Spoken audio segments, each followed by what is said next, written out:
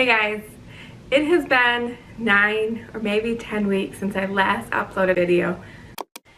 If you remember when we last talked, I was sharing our experience putting our annual flower garden to rest.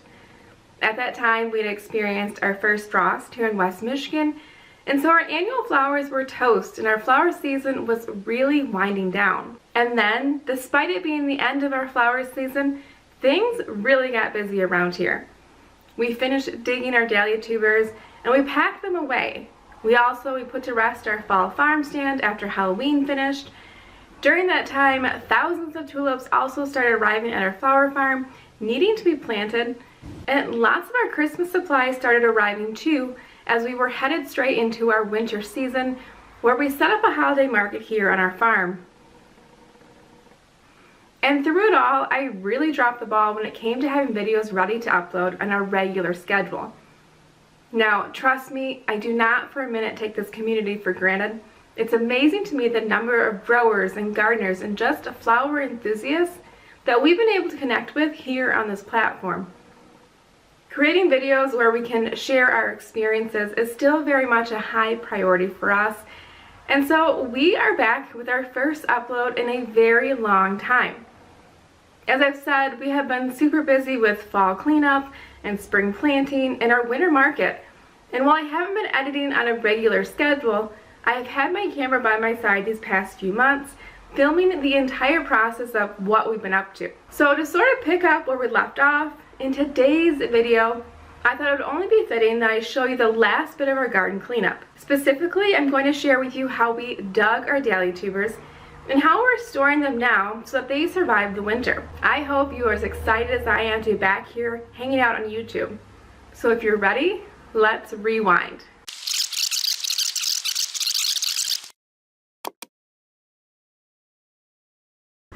Hey guys, and welcome back to another video.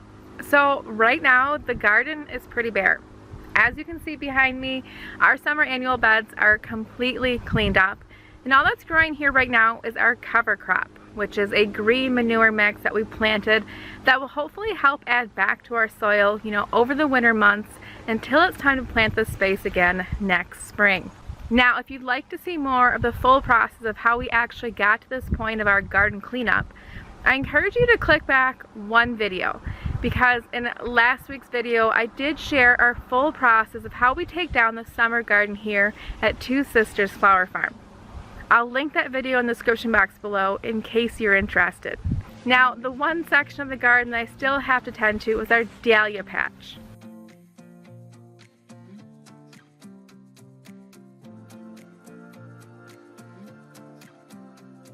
Well, from a distance, this dahlia patch may look like it's still blooming. The reality is that up close, these flowers are really past their prime.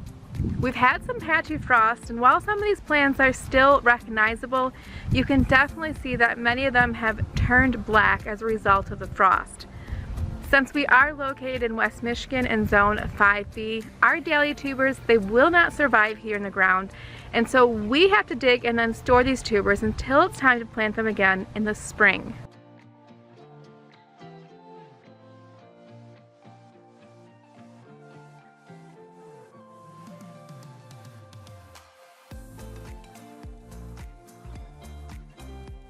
Today we're going to go ahead and get started digging, and of course I thought I'd take you along with me so that you guys can see the entire process of how we do it here at Two Sisters. Now, like I mentioned in last week's video, I want to preface this video as well by saying that I'm simply showing you what we do. We don't always follow all the rules or the steps that the experts say that we should do. I'll be honest, I always like to experiment with this process and see what we can get away with so that we can dig dahlias in a way that works for our small farm. Now, in case you need a reminder to do things in a way that works for you, let this video sort of serve as your permission slip to do just that. At the end of the day, if we try something and it doesn't work out, that's really alright. It may mean that we lose a few tubers, but really that's alright because they certainly are replaceable. So now we got that out of the way, if you're ready, let's go.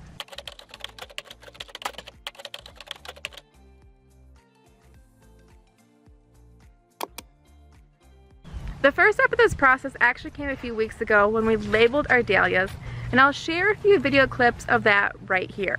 So I'm out in the dahlia patch today. We still haven't had a hard frost. We've had some cold weather, and I know a frost is coming. But before this dahlia patch is unrecognizable, I'm taking some time and actually labeling my varieties just to make sure that once we do actually start digging and storing these dahlia tubers for winter, I'll know what is what. So I'm just using some flagging tape and a permanent marker, and I'll show you what we're gonna do. So at the base of our plants, I do use just paint sticks as markers so that as the season progresses, I know what varieties are what. And we do also have a master spreadsheet that lays out this exact layout as well, so we can always double reference our varieties. But when we go to dig them, I like to have this flagging tape just attached to the bottom of the base of the plant, and then it has the variety right on there. That way that tag will stay with that variety or that tuber as it goes into storage. Now we have about 500 or 600 plants back here, so naturally I always get asked, do we do this to every single dahlia plant? The answer is no. So for instance, I have almost an entire row of Blizzard, which is this beautiful white dahlia right here. And so I always mark the beginning of the row, Blizzard. I double check that the whole row is for sure Blizzard. There's no like rogue plants in there. And then I also put a marker at the very end so I know where to stop digging with this variety. And all these tubers will go into the same crate, so they shouldn't get mixed up at all.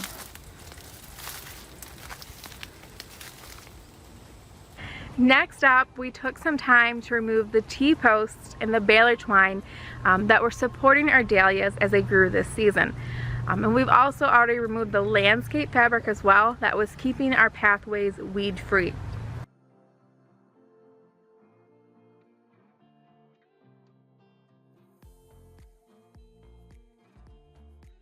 We do still have some plastic mulch in the flower beds themselves that I will remove as we go about digging these tubers.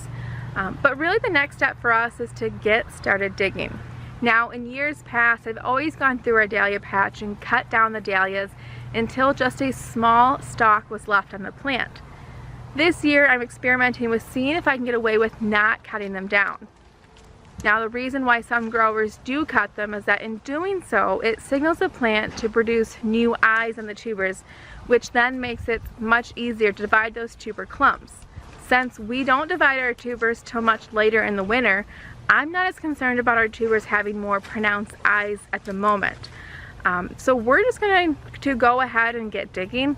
I will cut the stalk off the plant before storing it though. Digging is pretty straightforward. I'm going to use a pitchfork because it's easier to get in the ground and I'm less likely to damage the tubers that way. I'm simply going to loosen the dirt around the base of the plant, pull up the clump of tubers. I'll shake a little bit of the dirt off. I will keep some of the dirt on because for us, they seem to store better that way. And then lastly, I'll make sure to keep our varieties separate so that I know what is what. And then I'll just move on to the next clump. You know, this dahlia patch, it shouldn't take us too long, and once we're done, I'll show you exactly how we store them.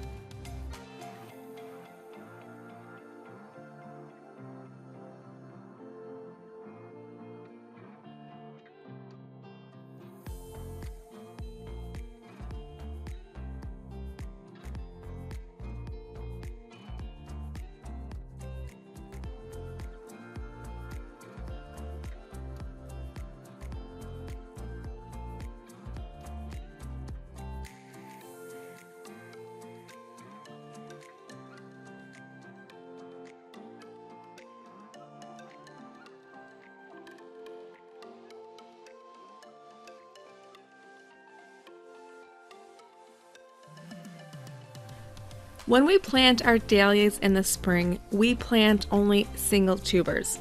So it's pretty amazing to see how quickly a single tuber is able to multiply into a dahlia clump like this. While you certainly can take the time to divide your dahlia clumps into single tubers before storing them, we prefer to store our dahlias as a clump, and we'll start dividing these closer to spring. So here's one last look at the last of the dahlia crates that we have to take from the field. I'll load these up and show you how we're going to store them.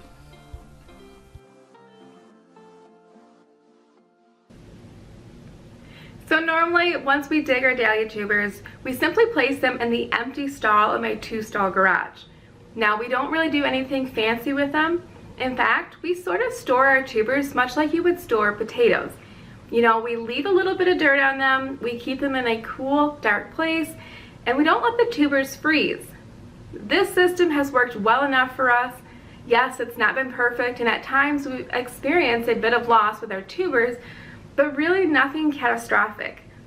This year though, we planted all of our tulips in crates rather than planting them out in our field, which I'll share more about in more detail in an upcoming video. And the space that was normally dedicated to dahlia storage suddenly became a holding space for our planted tulips. Now I know you're probably wondering, well, didn't you just say you had a 2-stall garage?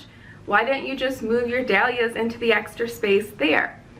And the reason for this was because we were also receiving our Christmas supplies for our holiday market.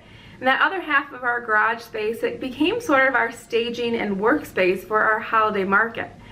And in my hurry to just sort of get our tubers stored somewhere, I placed our crates in a cooler part of our basement. Now I live in an older farmhouse, and my basement is what you would often refer to as a Michigan basement. Now if you have no idea what I'm talking about, just Google it. Anyways, my basement tends to stay extremely wet year-round, and so yes, year-round I run a dehumidifier down there. And long story short, I didn't adjust the settings of my dehumidifier when I stuck our crates of tubers in that space, and it took me a few weeks to notice, but when I finally did check in our dahlia tubers, it was then that I realized that the space was a bit too warm and a bit too dry for our tubers, which meant that many of our dahlia tubers shriveled. Now, do I wish that I checked in our tubers sooner? Well, absolutely. But I do think that the experience proved to be a good lesson, and moving forward, you can bet that I won't wait nearly as long to check in our stored tubers again. But all is not lost, and rather than leave the tubers where they were and hope that some of them were able to survive down in my basement, I did what I thought was best, and I chose to pivot. Our tubers obviously weren't enjoying the warm and dry space that I placed them in, so I decided to store them in a cooler spot with a bit more humidity in hopes of reviving the still viable tubers. So I took a trip to our local hardware store and I bought some peat moss and some thicker plastic bags that would hopefully help maintain a better humidity for our tubers as they were being stored this winter. Now you can certainly use plastic bins if you're like me, storing your tubers in a drier space, or conversely, if your space is too humid, you can store your tubers in either cardboard boxes or paper bags. As you can see here, I'm simply using the plastic bag as a liner for our bulb crate.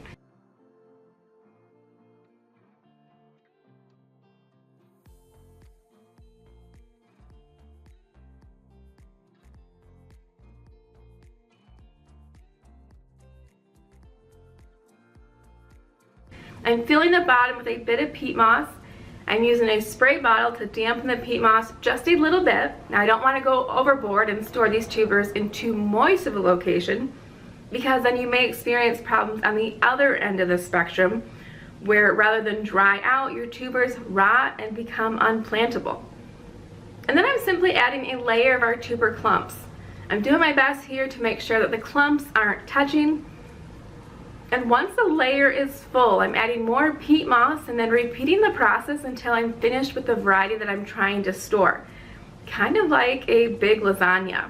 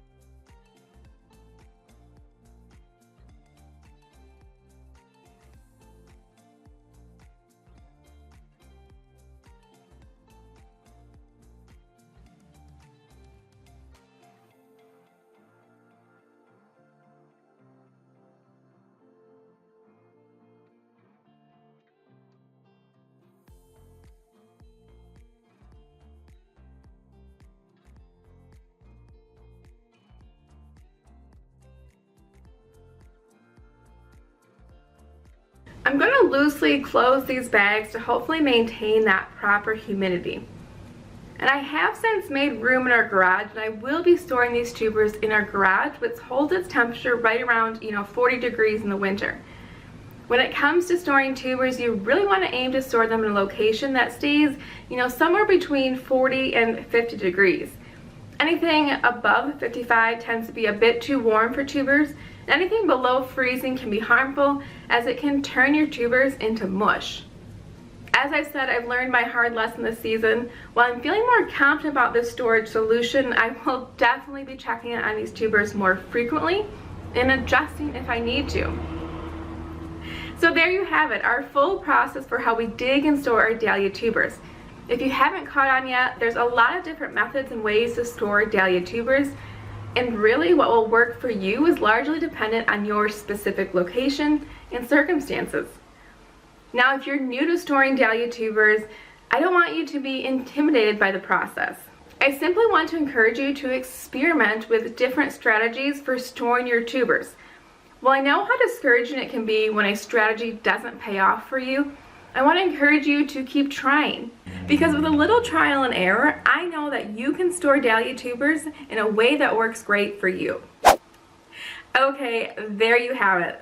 I just want to say it feels so good to be back here on YouTube. Thank you so much for taking the time to hang out with me today. Now, if you enjoyed the content in this video, if you could do me a favor, give this video a thumbs up and hit that subscribe button below if you haven't already. As always, I can't wait to see you in the next video. Bye, guys.